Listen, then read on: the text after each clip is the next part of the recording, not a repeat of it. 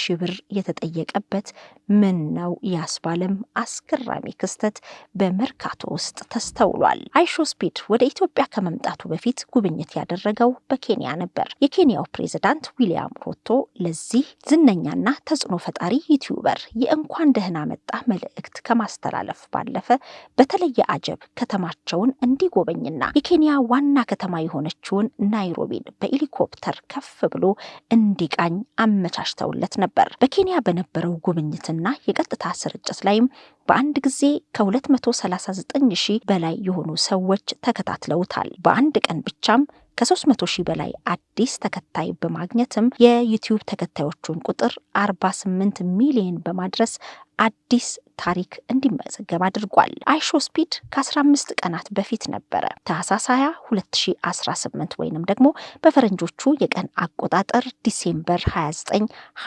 2025 ለ20 ቀናት የአፍሪካ ሀገራትን ለመጎብኘት ስፒድ ዳዝ አፍሪካ የሚል ጉብኝቱን የጀመረው። የተለያዩ ቦታዎችን እየጎበኘ የሚገኘው አይሾስፒድ በኢትዮጵያም እጅግ ዘለግ ላሉ ሰዓታት ያደረገውን ጉብኝት በቀጥታ ስርጭት ለዓለም አድርሷል። የተለያዩ የማህበራዊ ሚዲያ ተጽዕኖ ፈጣሪዎች እንዲሁም ደግሞ በድንገት በደረሰበት ቦታዎች የተገኙ የተለያዩ ሰዎች ለአይሾስፒድ ያላቸውን ፍቅር አሳይተዋል።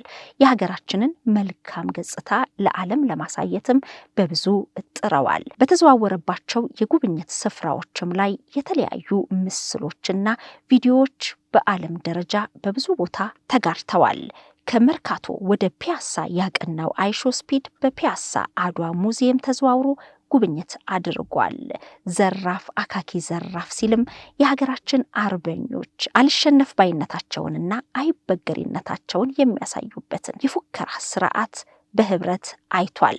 እሱም ዘራፍ ያለ ይመስላል። በአድዋ ሙዚየም ጉብኝቱ ብዙዎችን ያስገረመና ያስደነቀው ደግሞ በባዶ እግሩ መጎብኘቱ ነበረ። የአድዋ ድል መታሰቢያ ሙዚየምን በጎበኘበት ሰዓት አይሾስፒድ በባዶ እግሩ በመዘዋወር ነበረ ያለውን ክብር ለማሳየት የቻለው።